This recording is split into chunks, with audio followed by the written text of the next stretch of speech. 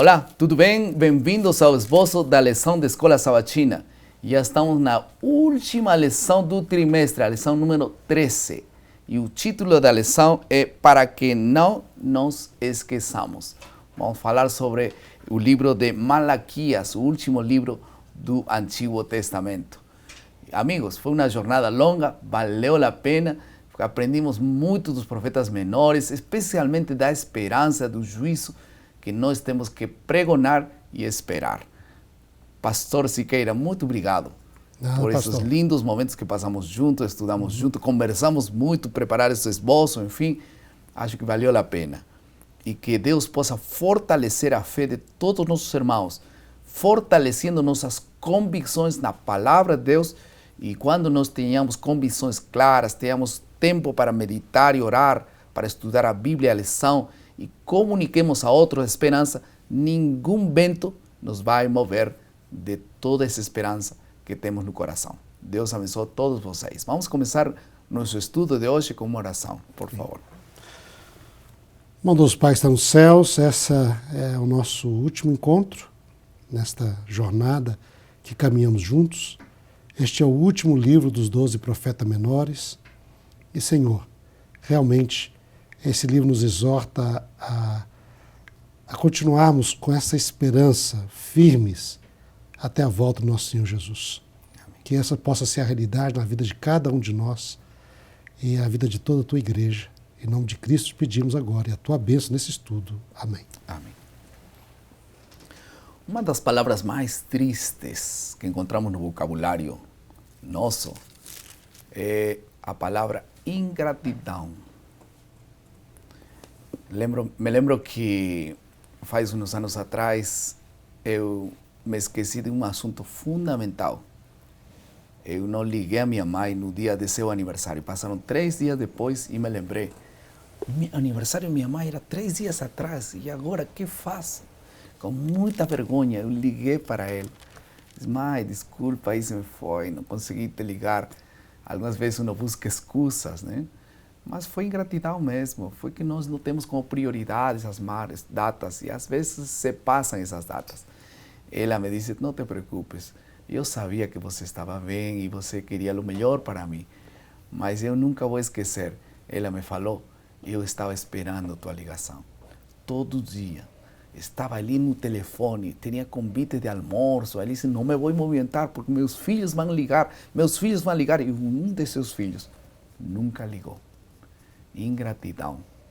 Esse será o tema. Eu espero não ser dar uma imagem aqui, é a verdade, apenas abrindo o coração, mas todos nós temos em algum momento alguma coisa de ingratos. E a lição desta semana fala um pouquinho sobre isso. Aprenderemos acerca do compromisso de Deus com seu povo e as responsabilidades que nós temos como povo de Deus para com nosso Deus e para com nosso próximo. E convicções devem estar sintonizadas com nossos compromissos. Vamos à segunda parte de nosso esboço, que é a compreensão do texto.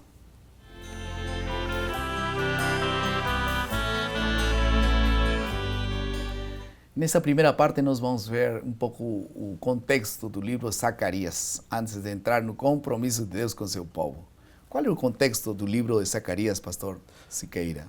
Pastor, o livro de Zacarias é um dos livros que não tem uma data exata clara no texto. Ele não diz quando foi escrito. Mas pelo que se vê aqui, esse livro foi escrito cerca de 100 anos depois das profecias de Ageu e das profecias de Zacarias. Uhum. Nesse período, era um período em que as pessoas já estavam... E esse era o último, realmente, a última parte, a última escrita dos livros do Antigo Testamento. O Zacarias é o último, termina. Uhum. Depois disso, voltará o Espírito Santo a falar com autores e profetas e somente no Novo Testamento. Uhum. Né? Mas o que tinha acontecido aqui? 100 anos se passaram. Deus motivou o pessoal a reconstruir o templo, eles fizeram, e ficaram animados, e o sacerdote Josué foi símbolo, e realmente terminaram o templo. Mas o tempo foi passando, nada de extraordinário aconteceu, foi só o dia a dia da vida, e o pessoal começou a desanimar, a entrar numa na mesmice de sempre, não é? A fazer o sacrifício já não mais com aquele desvelo, com aquele amor, com aquele carinho, entusiasmo. E os sacerdotes começaram a desanimar. E a palavra de Deus vem exatamente nesse momento que o povo está desanimado, achando que tudo é a mesma coisa, qualquer coisa que fizer para Deus tá bom, não é? Deus não pede tanto assim. Também qualquer coisa que você... vamos levar uma vida, um cristianismo ou uma religião do mínimo necessário, e às vezes nem do mínimo necessário. Uma religião de qualquer coisa. Increíblemente isso acontece no dia de hoje, né? Nós estamos ainda na parte da aplicação, mas essa espera assim do dia a dia, como se nada teria que acontecer no futuro, né? Mas é parte de nosso preparo ter prioridades, ter urgências, ter as coisas importantes em cima das emergentes, enfim. Nós precisamos não cair nesse dia a dia, porque isso vai nos dar depois resultados funestos, né? Vamos então agora às promessas de Deus. Qual foi o compromisso que Deus fez com seu povo? Apesar de toda essa situação de indiferença, enfim, que disse Zacarias em relação ao compromisso de Deus com seu povo? Olha, Zacarias, é interessante que Deus aqui tem promessas bem precisas. Aquele anjo do Senhor que apareceu lá em Zacarias, que tirou a roupa suja de Josué, sim, agora vem uma promessa falando que esse mesmo anjo viria ao templo do Senhor. Zacarias 3 diz aqui: eis que envio o meu mensageiro que preparará o caminho diante de mim. De repente virá ao seu templo o Senhor, a quem vós buscais, o anjo da aliança, a quem vós desejais.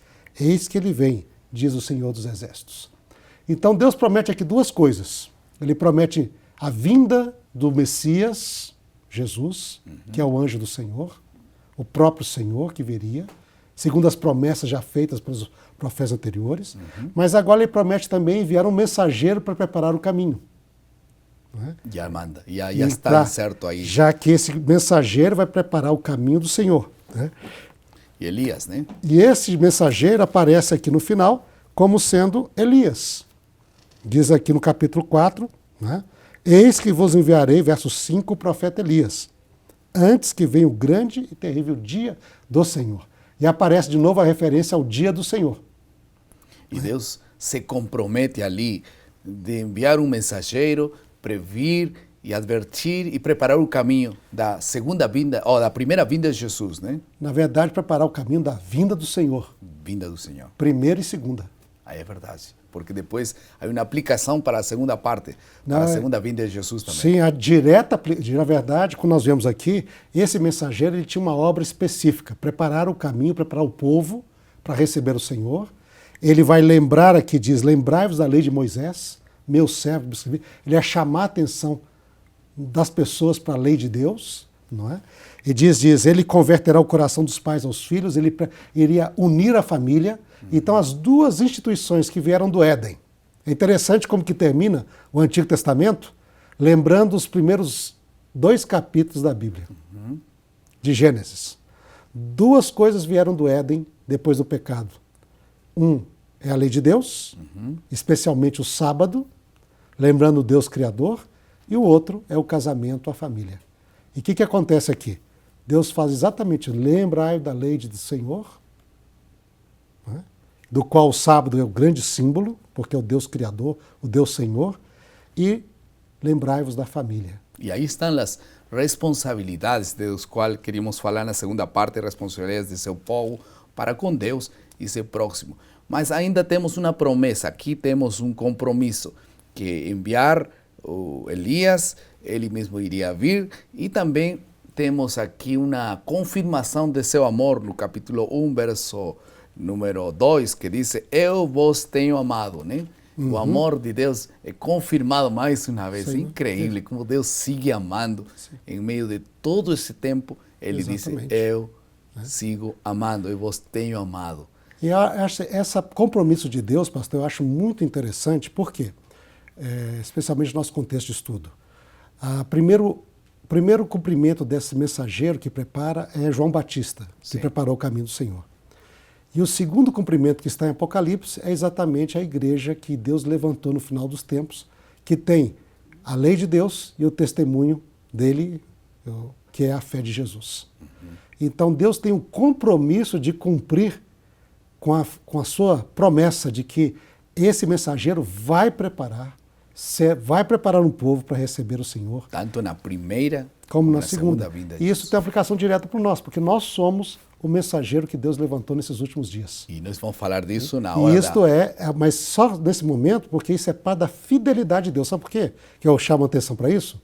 Muitos hoje na igreja dizem assim, mas será que a igreja vai realmente cumprir sua missão?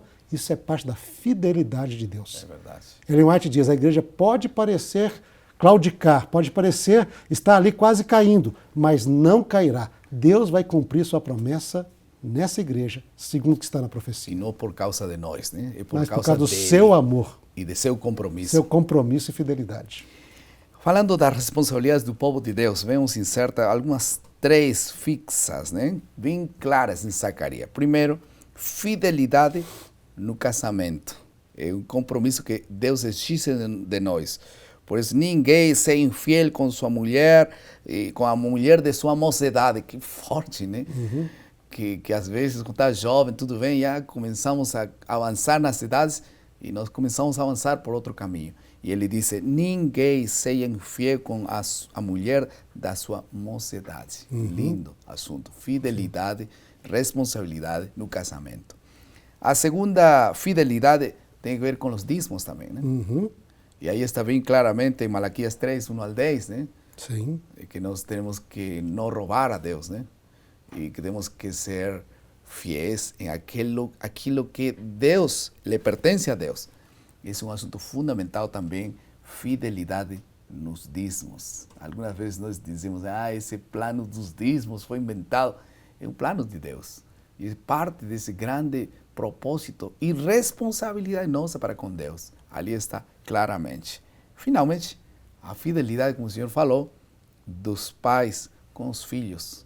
E também dos filhos com os pais, né? Uhum. Porque a profecia foi clara, ele converterá o coração dos pais para os filhos e também dos filhos para com o pai.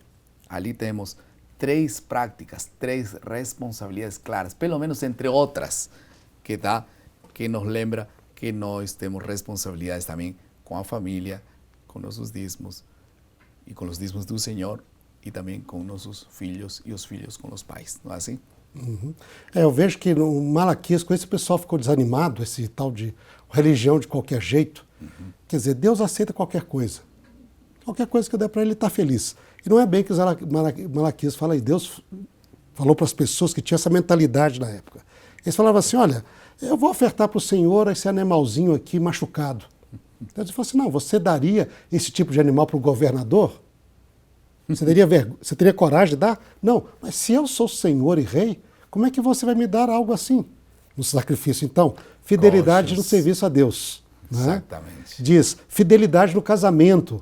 Os sacerdotes na época lá dizem, bom, a gente está pobre aqui, vamos casar com as mulheres ricas, não é? Mas que não eram do povo de Israel, não eram da igreja. Deus falou assim, não, eu fui, e eles divorciavam suas esposas para se casar com outras mulheres que dessem uma melhor situação financeira para eles. Deus falou assim, não, eu fui a testemunha, diz aqui, né? Porque o Senhor foi a testemunha da tua aliança entre ti e a mulher da tua mocidade. Fidelidade no matrimônio. E fidelidade, portanto, em Deus em todos os aspectos e na família também. Mas aí vem uma pergunta interessante quase em Zacarias, porque as pessoas dizem assim, mas está exatamente no capítulo 3. Uhum. Os dízimos, as ofertas ao Senhor, o casamento, a família.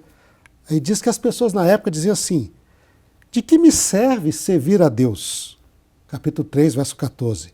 De que nos aproveitou termos cuidado em guardar os seus preceitos e andar de luto diante do Senhor dos Exércitos? Ora, pois, nós reputamos por felizes os soberbos. Também os que cometem impiedade prosperam. Sim, eles tentam o Senhor e escapam. Mesma coisa que hoje se fala, né? Então, para que a pessoa que vive no mundo aí, ele está muito melhor do que eu? Para que você é fiel a Deus hoje? Incrível. Aí Deus diz o seguinte, então, os que temiam o Senhor falavam uns aos outros, e o Senhor atentava e ouvia. havia um memorial escrito diante dele para os que temem ao Senhor e para os que se lembram do seu nome. Eles serão para mim particular tesouro naquele dia, verso 17, capítulo 3, verso 17, que preparei. Diz o Senhor dos Exércitos, pois poupá-lo-ei como um homem poupa o seu filho que o serve. Então vereis outra vez a diferença entre o justo e o perverso, entre o que serve a Deus e o que não serve. Por quê? Porque eis que vem o dia do Senhor, e ele vem como um ardente fornalha. Os ímpios serão destruídos, se farão como cinza, né? Sem deixar nem raiz nem ramo. Mas para vós, diz o capítulo 4:2, que temeis o meu nome, nascerá o sol da justiça, Amém. trazendo salvação nas suas asas, saireis e saltareis como bezerros soltos da estrebaria. Muito bom. Acho que estamos encerrando de maneira extraordinária esta lição deste trimestre, que é de grande bênção para todos nós. Vamos a passar à terceira parte do nosso esboço, que é a aplicação.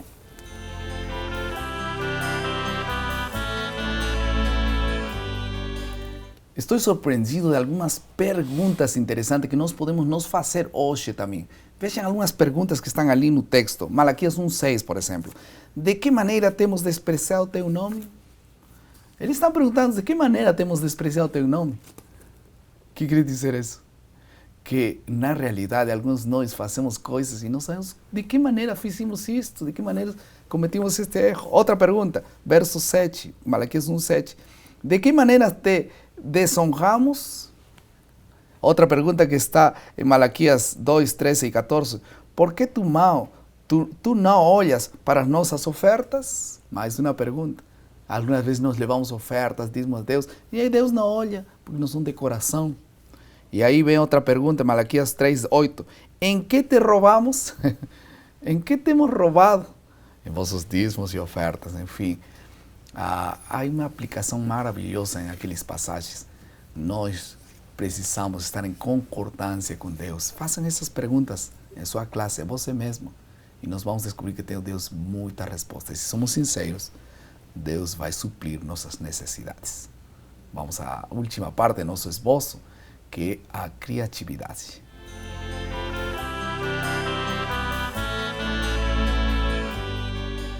No final deste trimestre, nós temos que avaliar tudo o que hemos estudado.